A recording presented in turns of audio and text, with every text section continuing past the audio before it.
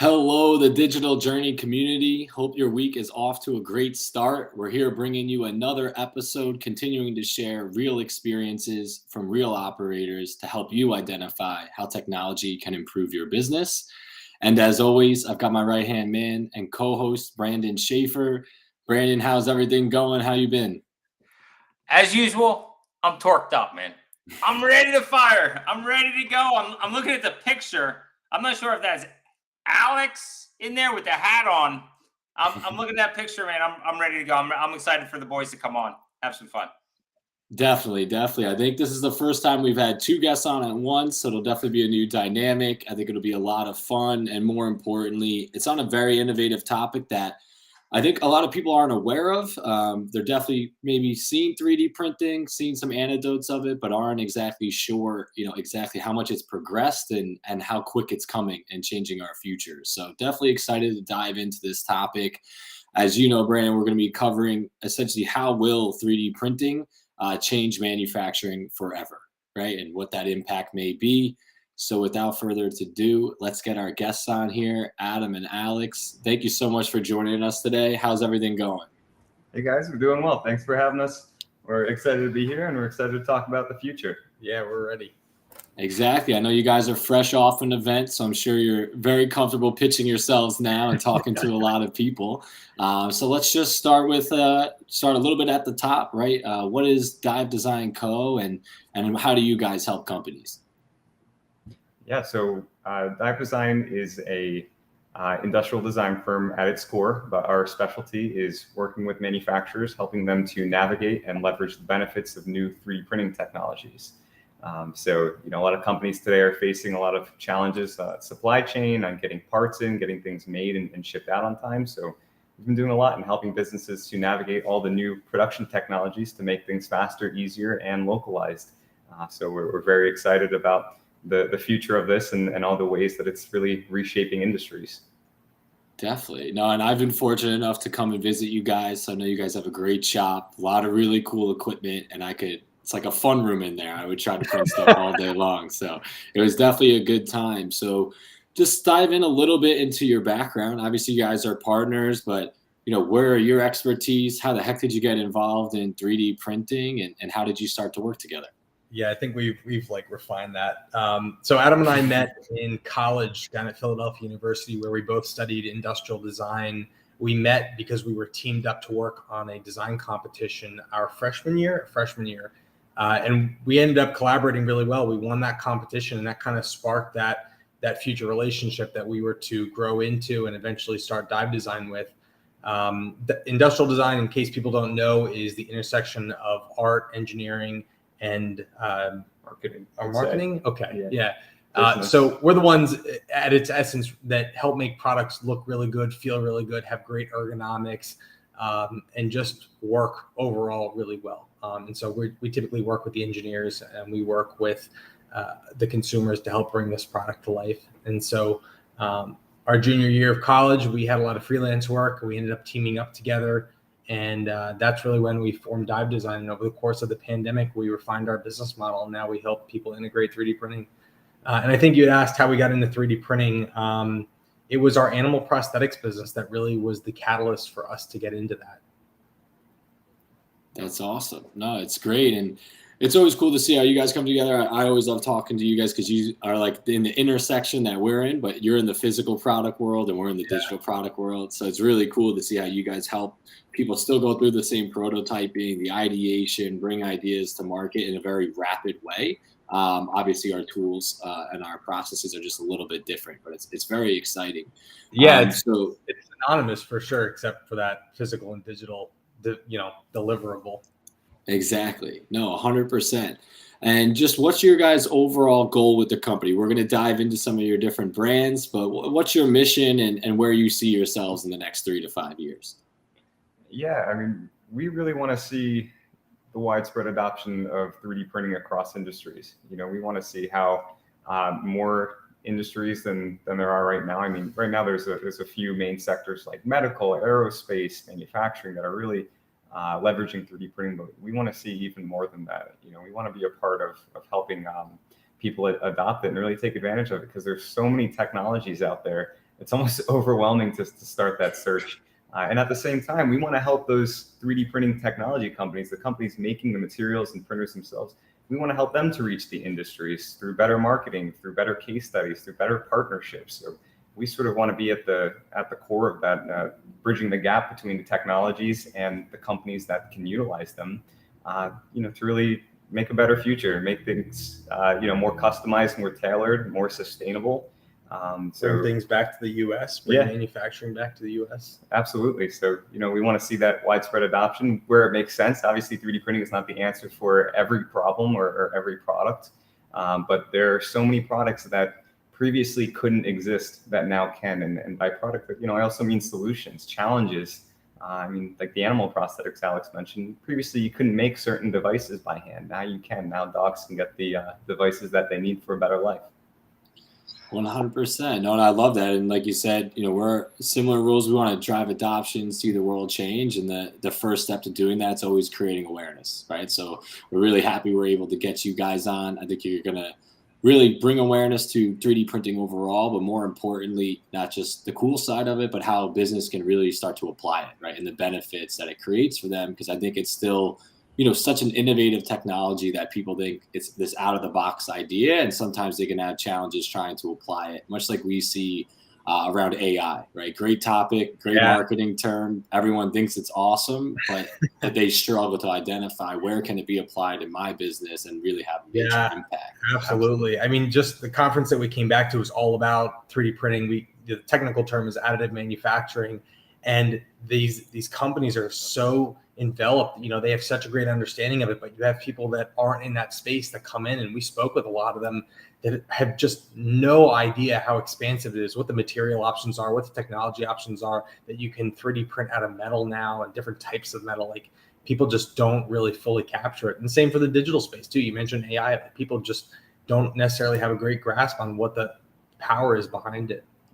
Yeah, no, I couldn't agree more. I think anything that provides a lot of opportunity, it's like going to the diners. Their menus are huge. Sometimes it's so hard to pick an option of what you want to eat because there's just too many opportunities. I love that. You got to ask the waiter, what do you recommend? What's popular here? And that's what we kind of help people do. Like, here's the menu, but we're going to help take you through it and make the best suggestions. I think we need to start using that analogy. That's pretty good.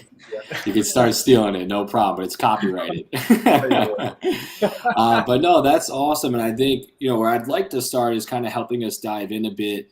Of course, I think we're all involved in manufacturing clients in the supply chain, pretty much all from a different angle, which is really interesting, I think, for today's topic. And Brandon, I'm curious on your side, have you seen, I know you're lighting manufacturers, furniture manufacturers, medical manufacturers, right, based on the relationships we have together. Have you seen any of them either starting to talk about this new technology or trying to find ways to apply it in their business? Yeah,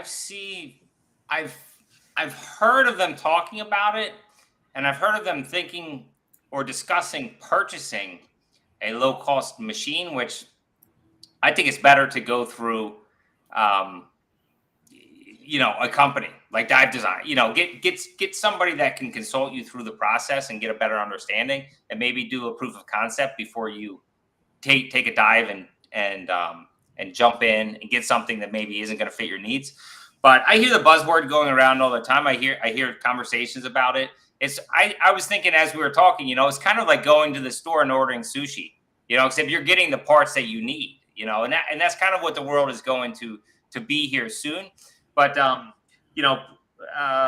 printing has been around for, I want to say, like 7 or 8 years now. When I think it was MakerBot came out with the first one, or there were 1 or 2 that came out with the low cost models. But it's gaining exposure. I think it's gaining more exposure in the underbelly than the forefront to the personal right now. So that's why I think you guys are in a great spot to just explode. In fact, I told Brian this before you guys got on. I'm like, this is an explosive market. This is like electric cars before Tesla. Like, nobody was thinking like electric cars. You're thinking about Prius or something.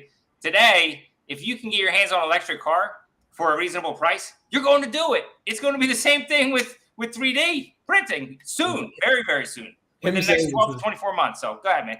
No, this him saying that's gonna help me sleep tonight for sure. Guys, you use the example of the diner. I want to go back to that for a second. A lot of the challenges people face is they're not going right to the diner. They're going right to the people that are supplying the diner, for instance, like the people who supply the pasta, for example. And they're saying, what is the best thing for me to get? They're going to say, oh, it's the pasta. Without a doubt, you got to get the pasta. Yeah. And really, that is the biggest problem, is because people who aren't informed are being forced into the wrong technology with the wrong material that is promising the right solutions.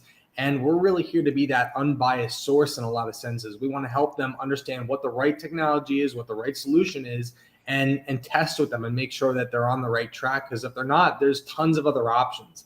And that's going back to the diner, for instance, you can try something and realize it's not working, and try something else and realize that tastes a little bit better, and not be committed to one, Definitely. Yeah. And I think people, just from an outside perspective, I think sometimes people get attracted to the next shiny object. They say, oh, I have this wrench. I'm going to hold this wrench up to a picture, and all of a sudden the wrench is going to come out. And that's not necessarily what happens, right? There's a lot of coding that goes in there. There's a whole scripting book that goes in there, the design, crap like that. So I'm just going to say this right now. Go to these two boys right here. Go to these two boys. Now, anything, they're going to guide you. They're going to consult you.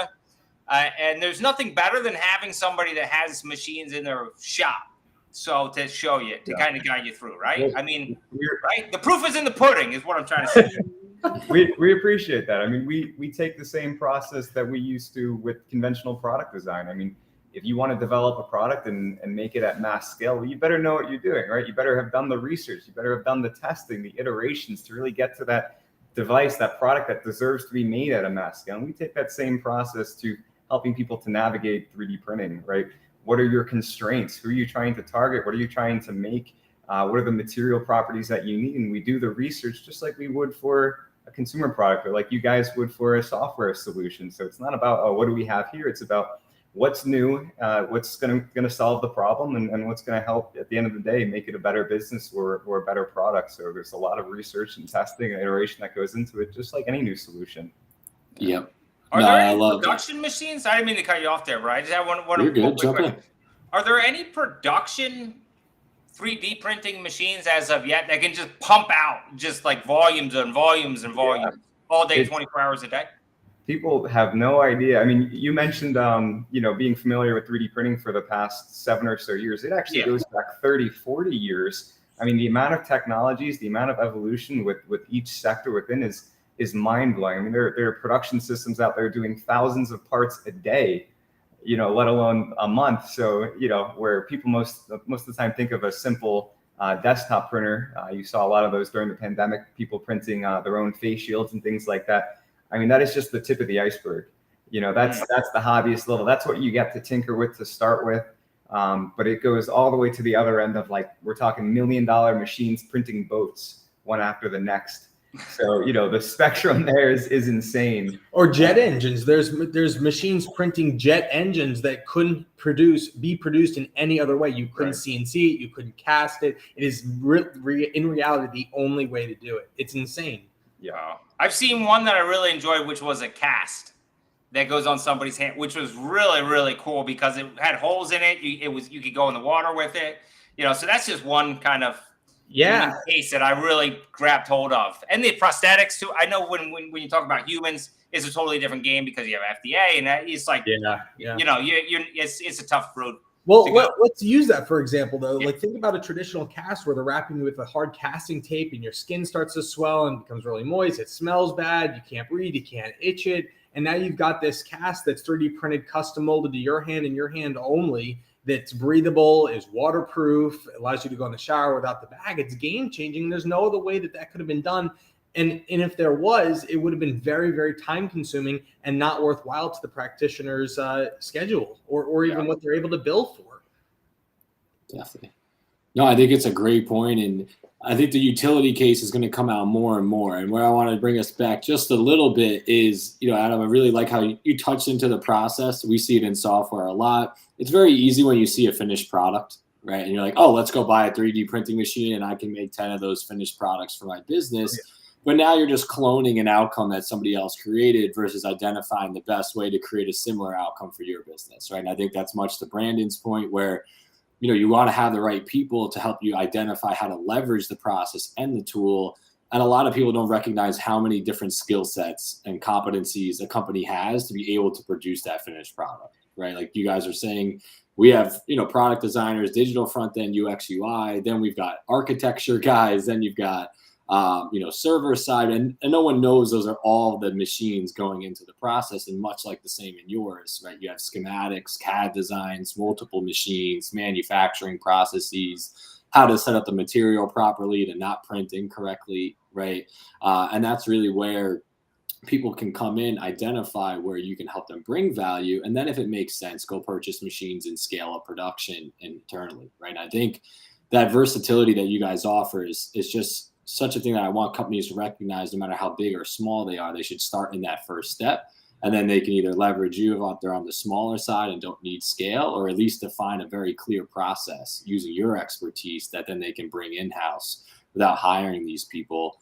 And that's kind of where I wanted to lead us in, where I think a question a lot of the people are going to have, and you could even see from Brandon and I's side, we thought, if you asked me to, I would have said 3D printing's been around 8 to 10 years, like absolutely max. So I think what's important is to help people recognize not just the use cases, but how does your process of creating a product, right, or a prototype or any finished good, let's say, differ from like the traditional manufacturing process, if we want to pick like injection molding as a particular platform to compare and contrast against? Yeah, well, fortunately, it's actually very similar. The only difference is that the barrier to entry for 3D printing is much, much lower.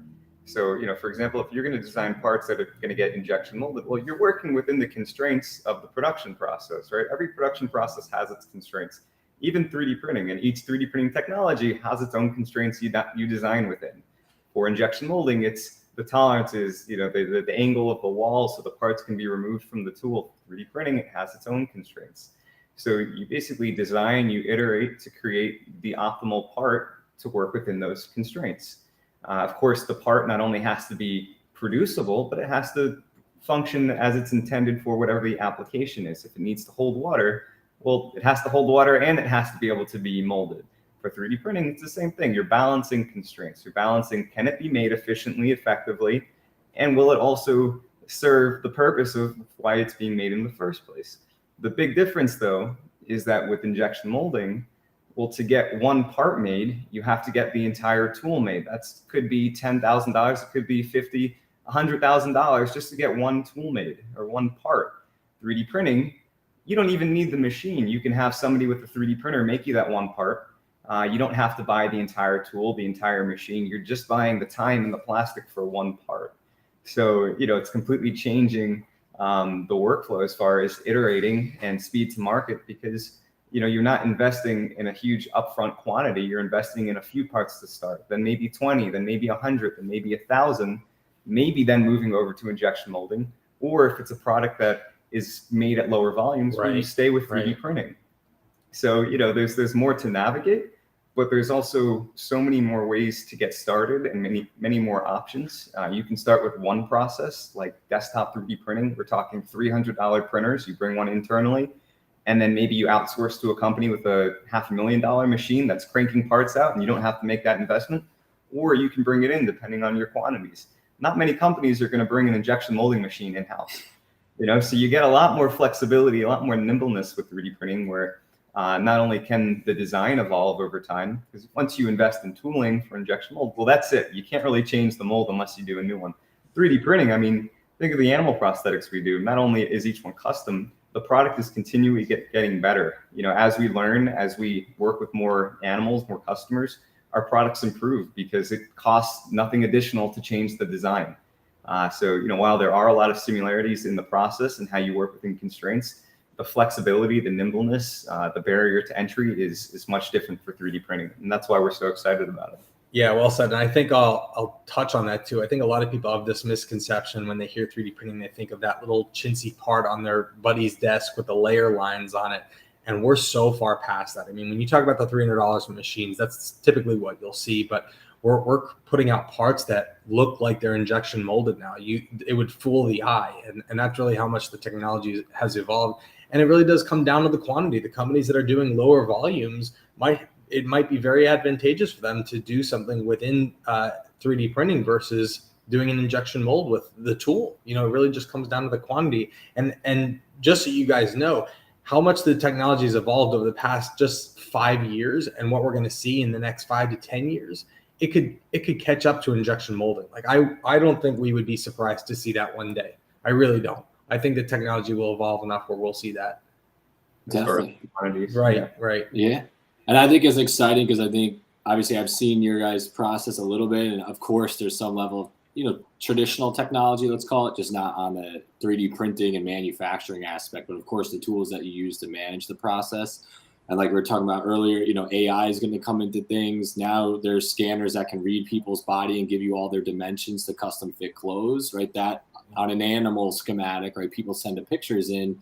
Now you're creating those 3D models without the human eye, right? And it makes it more conformed.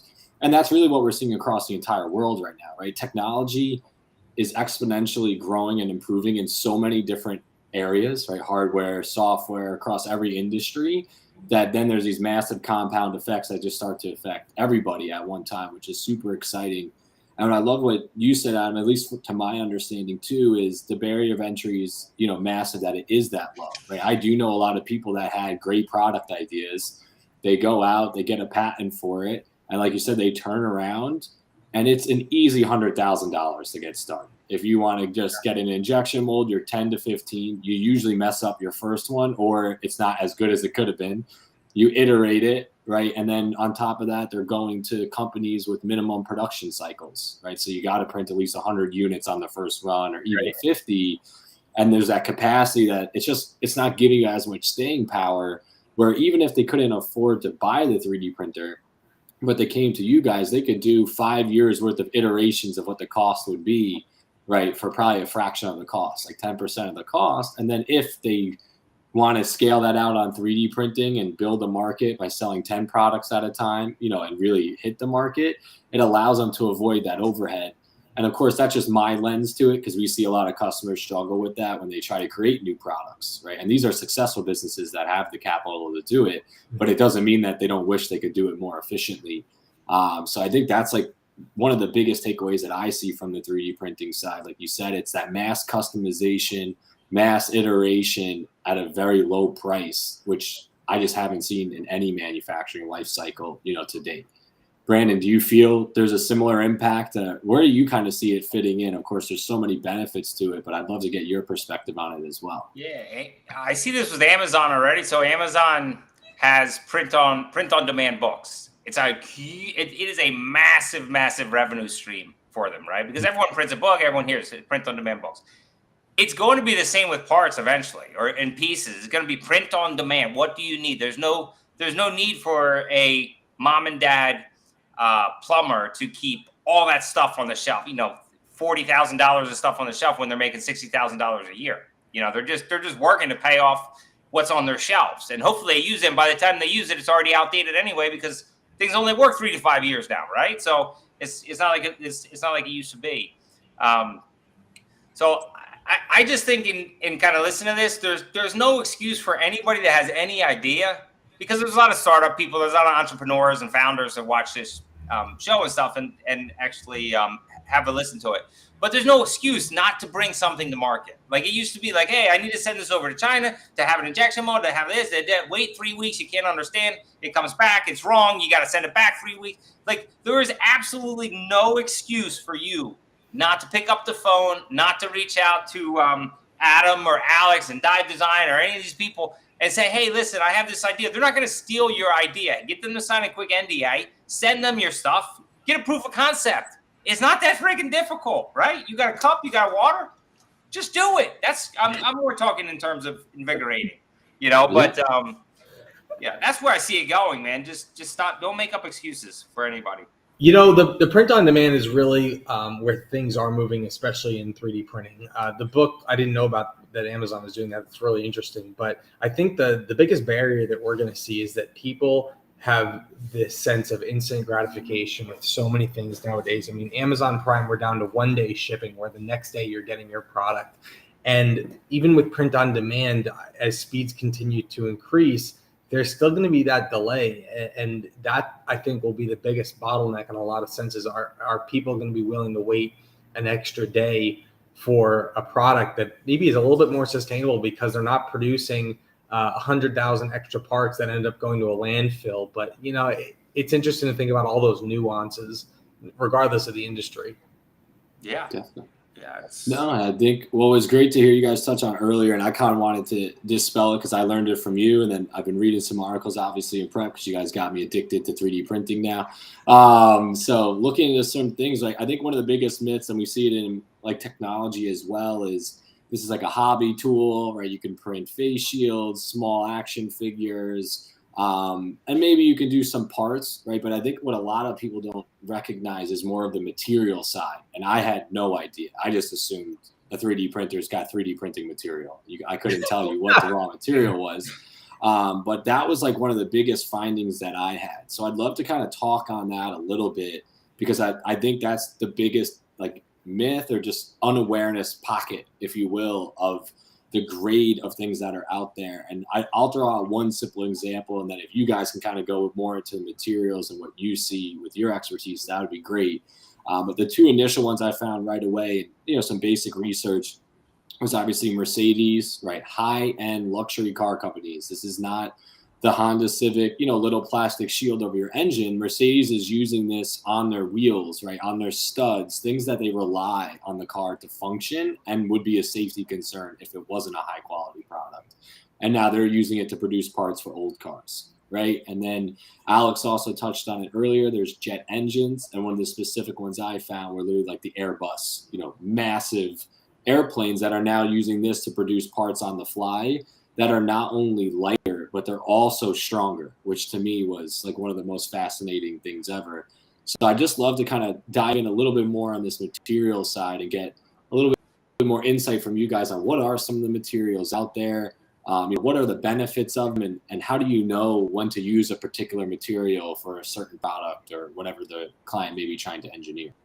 Brian, I'll kick this off, and I know Adam's going to really take the lead on this one, but the legacy part industry is enormous, and it is just being touched on. You mentioned Mercedes and their parts that are no longer produced that people need to keep their cars on the road or restore cars. 3D printing is huge for that. And even in the aerospace industry for, let's say, old Cessnas, for instance, historic Cessnas that are still flying that need replacement parts that can't be found anymore. That's the beauty of 3D printing, you know. So, yeah, I just want to start by saying that you're not going to find an industry today that is not using 3D printing, but you will find many businesses in those industries that have yet to approach it, yet to consider it, yet to, you know, even look at it, because again, they just don't trust it. They don't think it's there yet. They're not informed enough. And that's the cool part. You know, literally every single industry, I don't think we can think of one that isn't using 3D printing in some way. It's just the businesses that have not come around to it yet. You know, you can look at aerospace, right? There's a lot of you know, metal getting printed for aerospace parts. I mean, when you think of what's important to them, it's not only quality and you know, being able to trust the parts, but it's weight, right? It's parts. Like when you can 3D print something all as one piece rather than having multiple pieces come together, well, not only are you saving time, but you're saving weight and you're reducing risk of failure because you have one part rather than many making up a system. If you look at medical, I mean, we're doing a lot of work with in the prosthetics industry for humans. You know, right now it takes a lot of manual time, labor, and craft to make a prosthesis. You know, there's a lot of waste. There's a lot of physical labor that just goes into it. It's a very messy process. It can only be done in very specific locations. So the fact that, you know, instead of a small clinic having to wait a week for a product to come back from a supplier, they can print it in an hour on a printer with the same exact material. I mean, that's game changing. You know, we can literally print check sockets, or what are used before the final carbon fiber socket. We can print materials that they're using even for final sockets now, just because the materials are continually advancing to solve the needs. You know, it's almost like when the iPhone came out, right? It was this platform for all of these apps.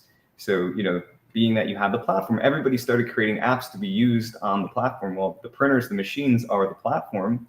And now every polymer company is creating those apps, in a sense, all the materials to be used on the machines. And now that there's so many industries and applications, every single week, a new material is coming out for a different niche specific application. I mean, now we can print polyethylene. I had a company ask, hey, can we print a gas tank? We're using, bottles, things like that. We need something custom. What material is gonna stand up to that sort of environment? We did a quick search. We found one of our clients actually just came out with a material that would be perfect for a gas tank, perfect for that sort of application.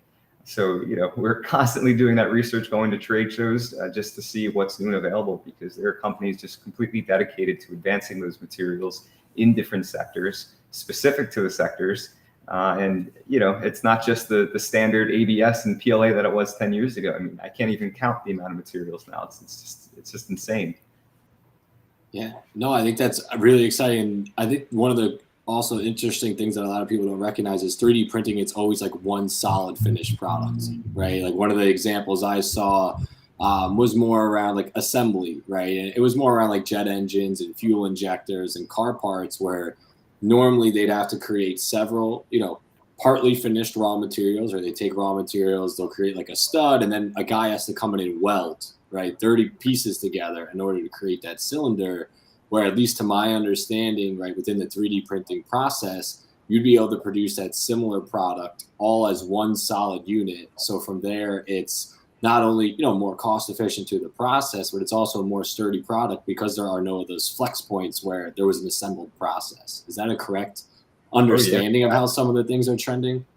Absolutely. And because, 3D printing offers so much more flexibility in how you design parts, going back to, what you guys do, the AI side, the software side is becoming so valuable. I mean, they're using algorithms and AI to design these parts. You enter in constraints and the computer does the work, just because a human mind can't possibly create and think in that way. I mean, the parts, they literally look like they've come off alien spaceships. It's the most surreal thing to see at these trade shows, is there's just, till now, you couldn't have made a part like that. Now that you can, well, you need the other technologies to go with it, the design software technologies, simulation technologies, the materials. So it's just sort of unearthing all of these other areas that are really supporting what 3D printing is today. No, yeah, it's an extremely fascinating industry for sure. And I guess what I think, trying to think more from manufacturing minds and the people that, we'd really like to attract to and make sure they have a deep understanding. I think it's great that they're seeing the expansion of materials, right, which is now going to compete with the amount of raw materials they could particularly purchase, right? If they brought a bill of materials saying, here's all the things I need for my product, how could you produce this with the same or less bill of materials? I think a real question will come down to, what's kind of the cost comparison on that? Are these materials for 3D printing extremely expensive because it's more of a compound, or are they relatively the same? And I have no idea what the answer is, so I'm curious. Yeah, Brian, the other thing too is that polymers have advanced so rapidly over the past 5 to 7 years that we're competing with metal parts. We have a client who produced cast metal valves overseas, and he had initially come to us saying, I need to print this out of metal. I want to see if it's feasible. And right off the bat, I mean, we have a good understanding of what ROI would be on something like that. It wouldn't. We were like, there's no way, but you need to look into some polymers. He goes, it can't be done. It can't be done. I need something structural.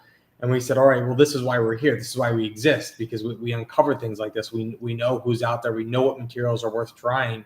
And we were able to set him up and completely change his business model, because his cost was cut in more than half for the final deliverable. And we're talking about a cast metal product versus a 3D printed plastic part that gets replaced. It's insane. And I think that's the other problem too, is people think that, well, I have this metal end use part, it has to be metal 3D printed for it to work. And that's just not the case anymore.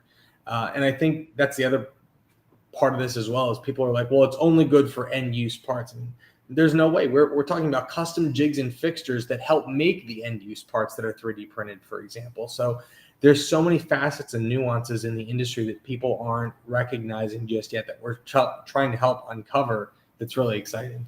Yeah, but to touch on price even more, I mean, there are machines now that use literally the same exact raw pellet feed that goes into injection molding machines.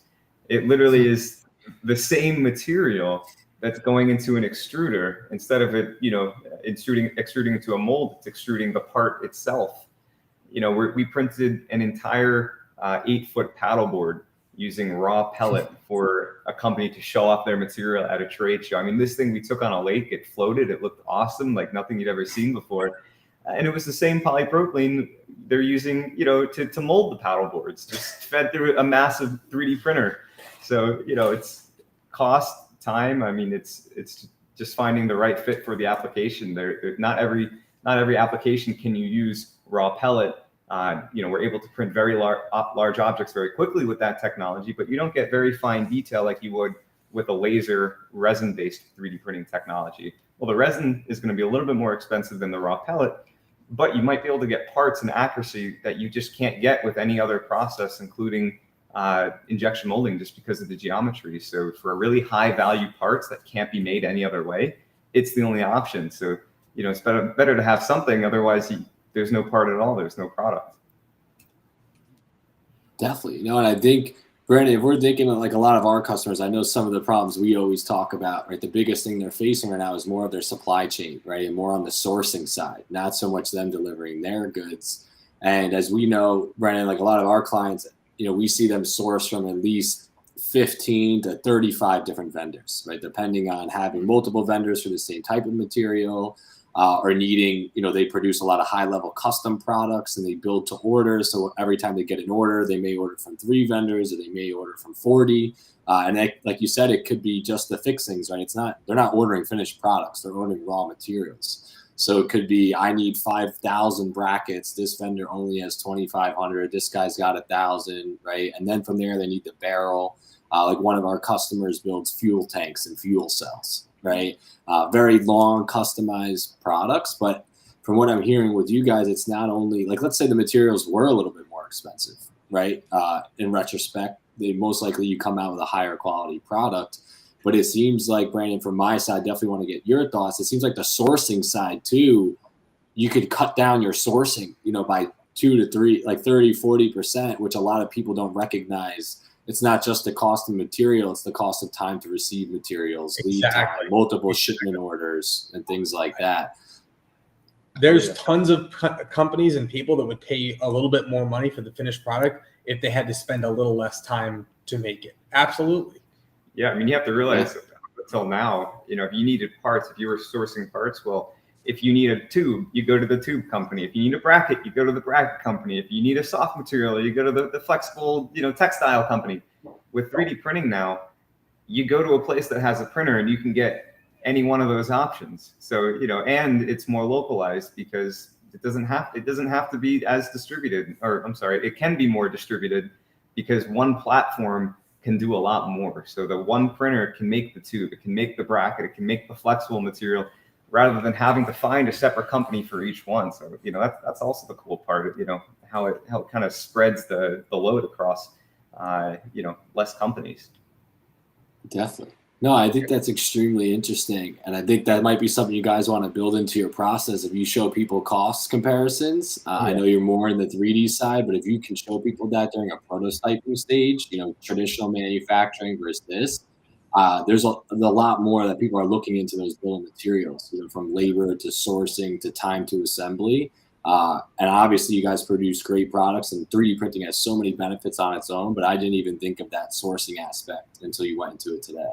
Honestly, we always include some type of ROI when there's something like that on the line. Like if clients can be transparent with us, tell us what their costs are and what their sourcing is like, we could probably put together an ROI chart for them to understand, help them understand how long it would take to make back the investment of the original design modification and then doing the production. It's fairly straightforward just because it is so localized. Yeah, obviously cost is a huge variable. That's why sometimes products are printed because of cost, because of complexity with alternative processes. So, it's how we make decisions. There might be a more expensive process with certain attributes, but there might be a less expensive one, but the trade-offs are, they're going to work. So, it's a big variable in how we navigate the different technologies.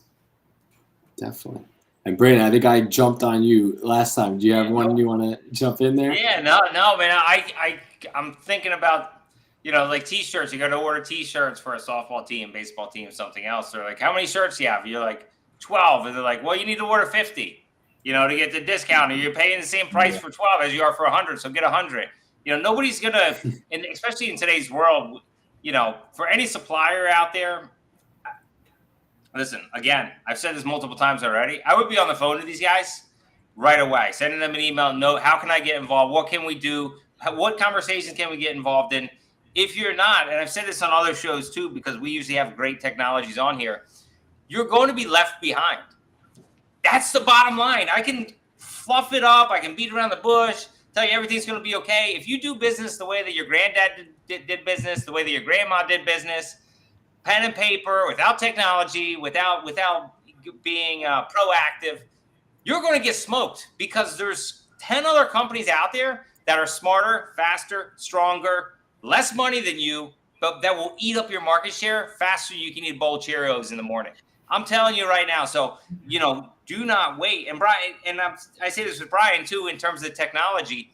If you're not doing technology investments, this is an ad for us or what the heck we do. But if you're not investing in technology and having these discussions and getting this stuff in your budget for 2023, 24, 25, like there's companies out there, we speak to them every single day. They're there, right? And they have $100,000 in the bank and they're going up a company with 30, 40, $50 million in the bank, but they're going to outbeat them in the long run here within 3 to 5 years because Absolutely. of the technology that they're implementing. Absolutely. So, I'm not going to go any further into the Giants, but I think there's a couple Davids out there that are going to take down Goliath very, very soon here through technology and through the use of what you guys are offering here with 3D services. And the consulting piece, I think may even be bigger than the actual printing piece, because if you can, share what to do, how to do it, helpful, useful, timely, relevant, engaging information, that's a grand slam. And people will pay buku bucks for knowledge on what they need to do. Yeah, no, absolutely. And honest to God, like we don't really want to get into the production side so much. We really just want to remain that unbiased source that can help people leverage the technology. And there are instances where we've done production for people, but it's really not where we find the most joy. Like we love coming up with those innovative solutions through 3D printing for our clients. Like that is where we get the most joy. And mind you, one of the parts of our business that we didn't really mention is that we're working with the manufacturers of these machines and materials to make their marketing better and more real, because they're stuck in a bubble right now. All they're doing is talking to themselves because they're only communicating to people who understand that language and that technology. We're really trying to bridge that barrier and open this up to so many other industries and technologies. And so I think that's really where a lot of the value lies, is just giving people the options. Yeah, we see more and more of that. So you go into like an Amazon store and they have nothing, or Best Buy, they don't have a lot of product there, right? So you go into the store, you kind of show it. So I think of one case, Bed Bath & Beyond. So if I'm Bed Bath & Beyond, right, they just did a huge remodel of the store. All the cashiers are up front now. It's in a straight row.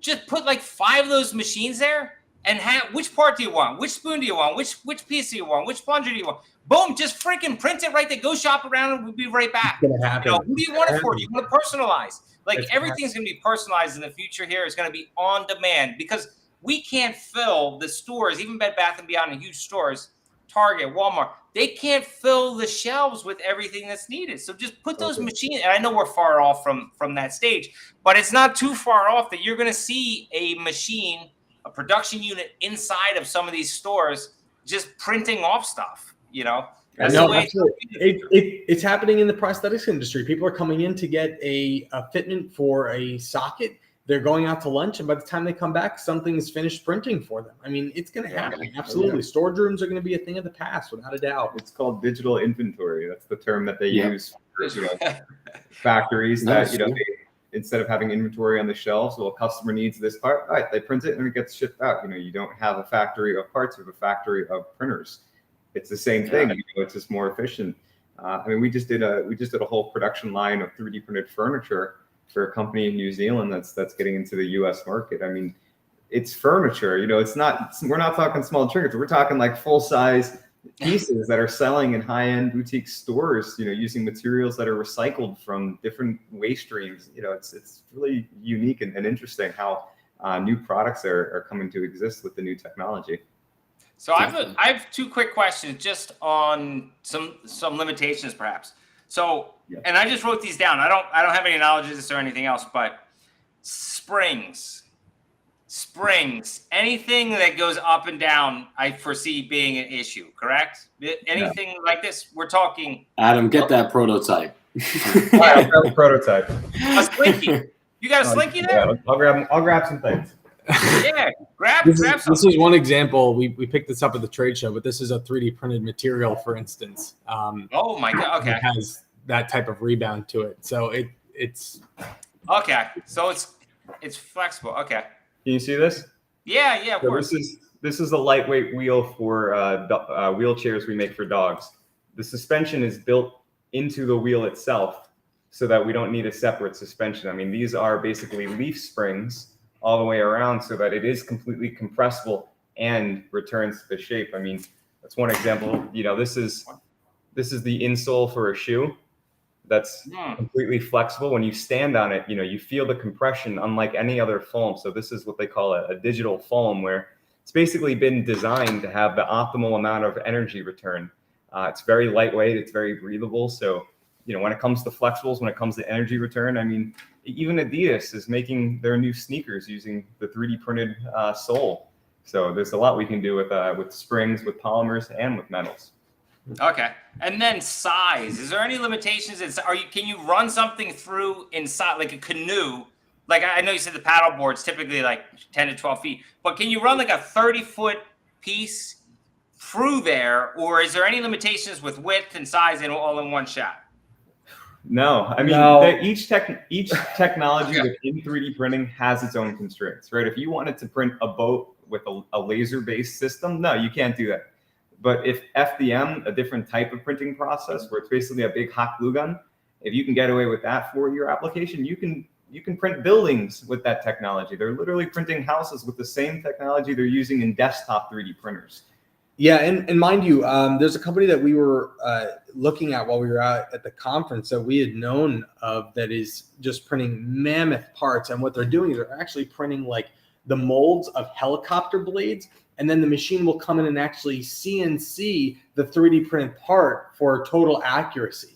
So there's a multitude of post-processing methods that just take it to the next level. And again, we're talking about processes that people aren't privy to. They're like, oh, 3D printing, it's that trinket on my desk. We're like, no, we're printing molds for helicopter blades that companies use to make helicopters. Hello?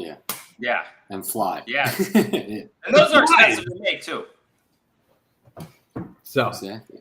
No, it's really interesting where it's going. I think since we kind of went there, I think that the last part, you know, that comes up a lot in manufacturing, it's not so much the autonomy around the job side, but I think another major like underlying benefit that people don't recognize is, at least in my mind from seeing the machines that are in your guys' facility, is they're a lot safer than like traditional manufacturing. You know, a lot of things could go wrong on production lines, especially real assembly and machinery. You put your hands in at the wrong. There's just so many fast moving parts where that require manual intervention that there's that level of risk that's a little bit higher. And it might be a bad assumption, but from what I've seen, even at the mass scale, you know, 3D printing, a lot of it is like a hands-off approach while the machine is producing those goods. Is that a correct like assumption of how the main process works while the machines are running? I would attest that the process itself is probably a lot safer. Again, it depends on the type of machine and everything involved, but you know, the risk of getting your hand, you know, injured, I think is a lot less than with injection molding. Look at the direct comparisons, right? I mean, with an injection molding machine, for example, we're talking about 5,000 pounds of force pressing together to you know, hold the mold together for the molten plastic to get injected in. I mean, you know, that's a lot of force. When you're talking about casting parts, I mean, people are literally holding buckets of molten steel and pouring it into a mold. I mean, pulling stuff out of fires versus a self-contained box with a sealed bay, using a laser beam to fuse the metal powder together. So, That doesn't allow you to open it while it's working. right. Yeah. So, definitely I would say overall is safer. Yeah. I mean, the risks come down to like a lot of the smaller things, like inhaling some of the dust particles that are attributed to some of the powder-based systems, like things like that cause inherent risk, but not like, getting your hand squished between a mold. I don't know how often that happens. I don't either. It's just an example. Yeah.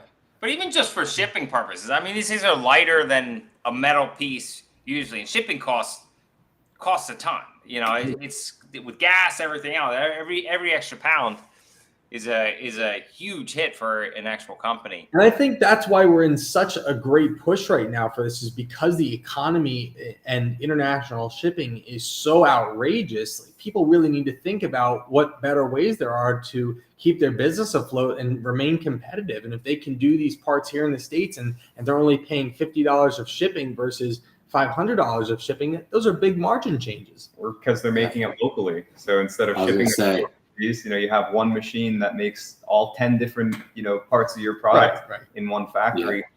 Yeah. It just kind of gives you that flexibility of where parts are made. Yeah. It's like the shift we started seeing, right, to like micro warehouses, right? Like the malls, the Macy's of the world, the Best Buy. Best Buy was the first people to recognize that, yes, we need to have a showroom, but we're really starting to leverage all of our things for last mile delivery and use this as a warehouse that just looks nice, that customers can walk through, versus holding tons of inventory. So it's really interesting to see. I love, what was it called again, Adam? The digital product side, where they're just digital inventory. Yeah. It's going to be really interesting to see, because I can guarantee, especially with like medical device companies, right? It's going to become a hybrid of these micro warehouses, digital inventory, and having, instead of having a 500,000 square foot warehouse, right? They'll have 100,000 square foot warehouses across 1,000-mile radius. And from there, they'll be able to produce, deliver, and not even, wait. And from what it sounds like, of course, the initial investment, are those machines. But it seems like there's a pretty quick ROI on them, not just from the material and production side, but the entire logistics, and supply chain angle. It all comes down to the product and the margins. Every day. And most companies spend more on K-cup coffee in their office. Seriously, a big company, if they're supplying K-cups, probably spend way more, $10,000, $20,000, $30,000 a month, depending upon how many employees are there. Versus, I mean, this is a reallocation of funds, right? People aren't coming into the office. Reallocate your funds. Talk to Adam. Talk to Alex, and get some guidance. Hey, maybe we can outsource this to this company that does it over here in mass production. You got to have that buffer point to kind of guide you. Brian, I think we're gonna have to steal him away from you to work sales on our side. You can. Yeah. Hey, I have another question. That's his whole background, sales and marketing. Hey, I have another question though. What about trademarks? So, like, how do you get around? Like, if you have a wrench or you have a widget case, whatever this rubber case here, which would probably be a good fit for it, or something else, or iPhone case, or anything else, any of the other 10 things that I have sit in front of me here. How do you get around the what are the conversations that people have around that, or what do you mean? Can you dissect that a little bit? Well, like if you have like just say this is an iPhone case, so I can give you you can make an iPhone case. Is there any trademark around an iPhone case, or anything that I need to do? Or I'm just opening up conversation. I'm not asking for my own use case because I'm not printing iPhone cases, but I will be next week. But after talking to you guys, everything's getting printed. But do you run into trademarks with, if someone makes a certain tool and you go and make that wrench too, or anything else? Do those conversations come up? I would imagine. Yeah, I mean, you could, if you replicate something that is patented, for example, and you start selling it as a 3D printed part, you're still replicating the part itself. That's infringing, absolutely. So you can run into that risk, absolutely. But it's also changing the conversation. I mean, just like any new technology, just like when social media came out and all of a sudden, privacy concerns were a thing. It's changing the landscape of how patents are or why they're used. I mean, when anyone can make the part all of a sudden, well, is the patent as valuable? Or, if you're creating a part, but instead of sending it out to a separate vendor overseas or something like that, you're making it in your own facility, do you even need to get a patent if it's that closed loop? So it's just kind of changing the conversation a little bit. Definitely. Yeah, That's how technology is too. A lot of people, like, you don't try to patent technology because you'll tell everybody how you build it. And for any patent, you only need a 32% difference. So as long as they just go use a different software language to program it, it could work, function, and do everything the same, but there isn't enough overlap because they're looking at like the architecture, like a physical product, Brandon, like a golf club. Right, there's going to be schematics around exactly what size everything is, and then even if you just use a different machine to produce it, you still replicate it every single schematic. Yeah. But what I think would kind of be similar in that 3D world is if my entire manufacturing process is different, all my materials are different, the compounds are different, like even the sole of that shoe, like Dr. Scholl's can't come after them and sue for that because there's way more air between it, even if the shape and everything else is different. And much to your point, Adam, I think it's great. It just increases our free market faster, and people stop, trying to come up with one idea, and they focus more on the speed in which they can get the idea out there. Yeah, exactly. And I think, especially from what we've done and we've built, everything really comes down to trade secret. Honestly, China replicates things so quickly, and just it's so pointless. We have so many clients, especially when we were doing traditional industrial design, that were so enveloped in their patents, and we have to do this and X, Y, Z. And by the time they were able to get over, China had already produced what they were trying to come up with. And it's like, you wasted so much time. You should have just done it and gotten out there. More than anything now, we're seeing it's all about brand awareness. People are trusting brands, and that's what it's coming back down to. Yeah, price is still very important, absolutely. But when somebody can rely on something, they can get in touch with somebody, they know the brand behind it, they know the mission behind it, it speaks volumes. And so we're really seeing that become prominent in this industry as well. That's awesome. Yeah, I think every good product is not how good your first version is. It's how fast you can iterate and listen and make it fit to the market. And I think more and more brands will recognize that. Technology's gotten more democratized, being able to access it, customize it faster at a lower cost. I think what you guys are doing, what a lot of businesses need to recognize, is this is not a substantial investment to make compared to a traditional manufacturing process. So now is their time to come in and build out products that are maybe just localized products and benefit just people in your area because it's a need there, a particular brand or a school thing, right? And you could really start to build these local markets. And personally, I'm a little biased, but I think that's where like the whole world is going. In the next 5 to 10 years, things are going to get cheaper, technology, physical products, everything. And now these massive companies that, like Brandon said, do have 30, 40, 50 million to invest that we could never compete with. Doesn't matter because we're all starting with just investing 10. You don't need 30, 40, 50 anymore just to get off the ground. And I think that's what's really exciting. And if you guys are comfortable, I think maybe we covered the market a little bit, unless Brandon has anything else he wants to cover on that. And I think it's just a really good segue into more of, showing your guys' versatility as well. Because I know we've touched on the animal prosthetics a little bit in the beginning, but maybe we can kind of help paint the picture, for the listeners of course, what Dive Design does, kind of, if you want to call it the parent company or your main focus, and then some of the branches that you've started to develop and some of the fun ideas you may have in your pipeline for the future, because I think it really lets them see, how much you can do all from one process. Yeah, I'll jump in. I'll start with this. Dive Design started to solve really complex problems through innovative design solutions. And I'll unpack that. We, as industrial designers, inherently want to find really good solutions that are market adoptable. And in doing that, we had met somebody who had built animal prosthetics and had said that, the way of doing these full limbs, basically when an animal has a full removal of a limb, particularly the front, it's extremely time intensive, labor intensive, and wasteful to develop a prosthetic for them. Doing a partial limb, if they have a remaining limb, it's pretty straightforward and easy, or a brace. But this was very complex. And so we came in and we said, well, how can we as designers potentially solve this problem? And like you guys have talked about, you really have to be privy to new technology. You have to adapt to it. And that's what we were doing. We were saying, what are the different technologies we can bring in to potentially solve this problem? And so through the many months, we brought a number of technologies together, including 3D printing. And that's how we ended up solving that problem. We brought a 15 man-hour process down to a 4 man-hour process and reduced waste by 60%. which was enormous. So those two things alone played a huge case. And so as our client and us grew apart and continued to grow our businesses, we decided to create 3D Pets, which is our pet prosthetic brand. And like you said, is a branch of Dive Design. Yeah, I just want to add that, I mean, not every client relationship starts with a very clear problem. You know, in this instance, they literally could not keep up with demand. You know, they weren't able to make the product. There was a very clear need for it. And in the end, there's a very clear solution. But when it comes to working with manufacturers, we're utilizing so many processes and so many different methods.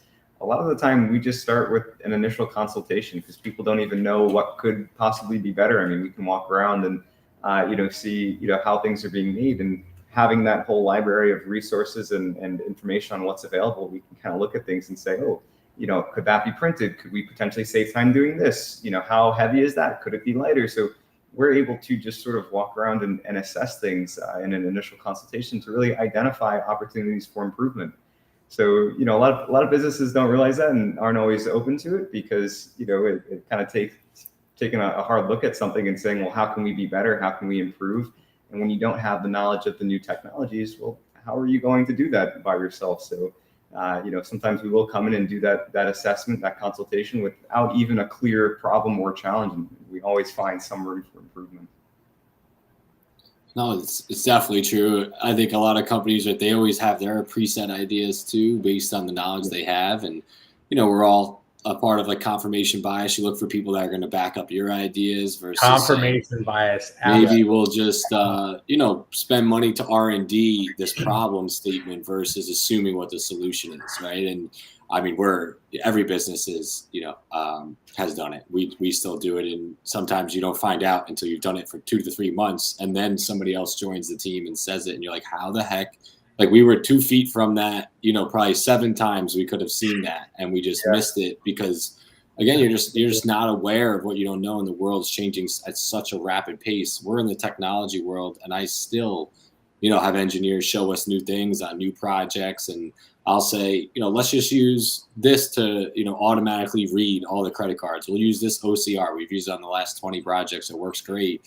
And they go, yeah, but this new company came out and they do it with this technology and it's a third of the price, same outcome, but you just get so used to patterns and routines. And I think, that's what's most exciting about what you guys do, what 3D printing offers. It's that iteration and experimentation at a lower cost. And hopefully that just starts to broaden businesses' minds into, where they should experiment. And at least myself, I'm more of a hands-on experimenter. So I can research and find areas to move.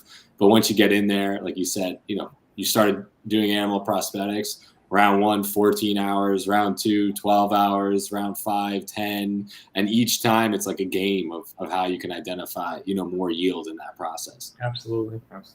Yeah. I mean, another, challenge that we deal with sometimes is manufacturers, businesses that are, they're making a part that maybe they can't make it anymore. So they say, all right, well, apparently 3D printing can solve every problem and do anything. So, can you just make our part? That can be a challenge sometimes because that original part was designed to the spec of a different production process. So there is a bit of a learning curve in saying, all right, well, what is the purpose of this part? How do we maintain that functionality, but design for a new process? And sometimes that's hard for companies to, it doesn't sit so well with them because it takes changing the part that has been working. They just can't get it anymore. So, despite the fact that it could even be optimized, made to be a better part, we do see that challenge. But for us, that's just part of the process. It's, taking something that exists and, the constraints of the old process and updating it for what's possible now, making it better, designing for the new technologies. I mean, there's so many products that they look a certain way just because that was the only way to make them. You had to, carve it out a certain way. You had to mold it a certain way. Well, a lot of those constraints are gone, so we can make things so much more efficient. Exactly. And I think obviously we have some listeners, some people watching the video, but the wheel that you brought out previously is probably a good example of that, or an analogy that we could use, right? Where a company might come and say, I just need the spokes, right, of the wheel. Right. And you're like, I can't 3D print the spokes to go into a metal wheel, but let's reimagine the function of that wheel. And through that process, you got a better outcome, right? A wheel that you could literally compress, probably won't pop as frequently. It's a hard cutted wheel, right? So there's all these new benefits, but you do have to go through that process and, allocate the proper time and resources to come to a new outcome versus like what we like to call a transactional outcome. I just want this thing versus let's look at the whole experience and see how to redefine every aspect versus just one component. Mm-hmm. Yeah, absolutely. That's very cool. So do you guys have your ideas in any other businesses? How do you go about making sure you keep Dive Design what it is and you don't end up with 47 companies that you're working on more than the core business? I'd say, what we've been finding a lot of is, a lot of work in partnerships, right? Because it takes a lot, obviously, to start a business and maintain it and run it and staff and whatnot. But there are many businesses in different industries that are, experts in their own domain, and as are we in our own. So, we're finding that we're partnering with businesses in new ways to make new products and leverage each other's strengths and weaknesses. There's companies that are, for example, in the education space that we're working with. They're looking to bring education to or 3D printing to the education. And obviously we do a lot of 3D printing. So finding a lot of creative ways to work with them and get new technologies out to students, because the students then graduate and bring the technologies to the different businesses. So we've really enjoyed the past 6 months building these relationships beyond just the conventional consulting model with the businesses in different industries, everything from medical to education to even furniture now. We don't do too much production, but when it comes to something like a business we're partnering with, then absolutely we'll help to set up that production process and maintain and help to grow it. And we're finding a much better balance there than every time a new opportunity comes up, starting a completely fresh business. But yes, we have some of those as well. No, it's very true. I think a lot of people don't recognize the value of partnerships, and they've really transpired, in the last 3 to 5 years as being something that customers want to see. Right? There's no longer companies that say we do it all, and then now everybody looks at you as an expert. Absolutely. More people want you to know your core competency, and more important, when you work with partners, you save yourself, 10, 20, 30 years of expertise that you require to move into that market because they have it, but you have your component, right? That's going to let you drive the process. It was a hard lesson, for us to learn in the beginning. We would do mobile apps, e-commerce websites, right? You're just spread across the gauntlet, and we have all those capabilities. It's not that we can't execute. It's just, do you want to go, wide, or do you want to go narrow? And now the markets respect companies that go narrow, but show partnerships that you yes. I mean, we even have, Apple and Google work together now, and 5-10 years ago, no, they would be fighting wars over, market share. Yep, absolutely. I know. And it's very interesting too. We've had this conversation with clients, and they're like, oh, that's fantastic. So you not only have this expertise, but you're bringing in somebody that you've worked with on numerous occasions that specializes in this, and they're very okay with it. In fact, they prefer it because it doesn't seem like you're trying to spread yourself too thin and trying to accomplish everything. So yeah, we've seen a lot of success with that. And you guys mentioned it earlier, you really have to just continue to adopt and change the business as time goes on, as technology evolves. And that's something that is really in our core and our ethos. 100%. No, I think it's just a very interesting business. I'm excited to keep following your guys' journey. I think, a good spot to kind of start to head towards the end here is just where would you like to see yourself? I know we covered around you want to help drive adoption in the industry, right? But if there was one particular industry that your business would grow within, one particular client, what is that vision that you see, and what do you think would be, the most fun ride in the next 3 to 5 years for you guys? One of the conversations Adam and I have had a number of times is just having a number of facilities that allow companies who offer the technology and materials to showcase their technology and materials that allow us to bring in clients who want to get into the space, to experiment, to see, to try in an unbiased way, and just be creative and uncover new ways of doing things. And in the same light, helping the technology companies to better understand how to market and better understand how to capture new audiences.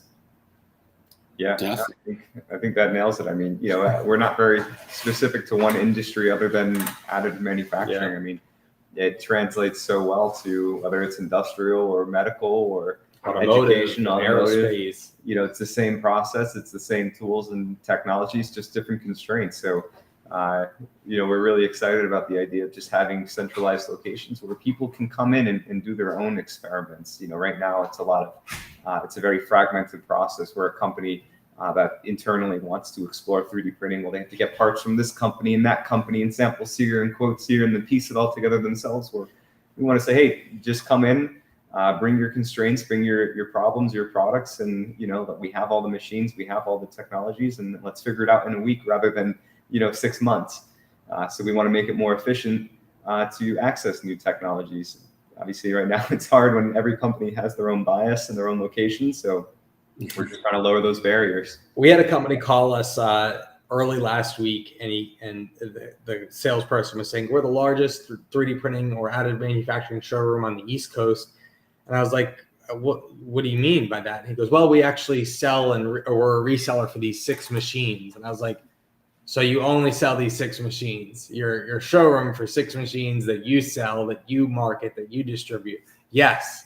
All right. So you're not so much a showroom as you are a distributor for these. So it's just funny to have those conversations and know that we really need to remain unbiased and just be that source where people can come and not feel like they're going to be bombarded with salespeople.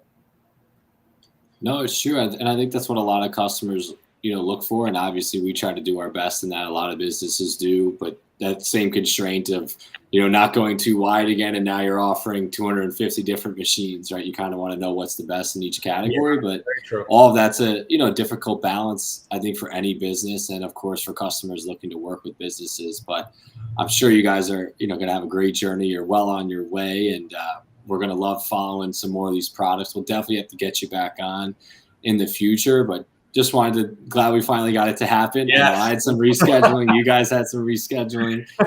So it was great to have you guys on. And with that, I'd like, just to kind of end here, give you a chance to just let people know where to find you guys, your website, social, how to reach out, consultations, whatever you'd like to kind of plug in here and make sure our audience, has the best way to reach you.